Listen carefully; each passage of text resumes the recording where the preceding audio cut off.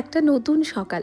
ঘুম থেকে উঠেছি ৮টায়, তবে শ্রীহু উঠেছে ৭টার সময় মায়ের সাথেই। সকাল থেকে দুটোকে সামলানোর দায়িত্ব আজকে মায়ের আর আমার, কারণ বোন গিয়েছে কলেজে, ও বিএড করছে। পিঙ্গুটা কিন্তু মনে মনে ওর মাকে খুঁজছে। প্রত্যেকবার বোন কলেজ গেলে মাই ওকে সামলায়, তবে এবারে যেহেতু আমি রয়েছি তাই দুজন মিলে দুটোকে সামলাচ্ছি। পুচকে দুটোর খাওয়া স্নান সব কমপ্লিট, এখন আমি বসেছি লাঞ্চ করতে। মেনু আজকে অনেক কিছুই ছিল, কিন্তু আমি একটু কমিয়ে নিয়েছি। এদিকে বোন ফিরেছে ৪টের সময় কলেজ থেকে। মাকে দেখে পিঙ্গুর সেজে কি আনন্দ। বিকেলেই কিন্তু আমরাও ফিরে এসেছি বাড়ি, যেহেতু তার পরের দিন আমাদের অ্যানিভার্সারি ছিল, তাই আমাদের কিছু কেনাকাটা করার ছিল। এসেই আগে শ্রীহুকে খাইয়ে দিয়েছি, তারপর আমিও ডিনার করে নিয়েছি। এখন বাজে ৮টা।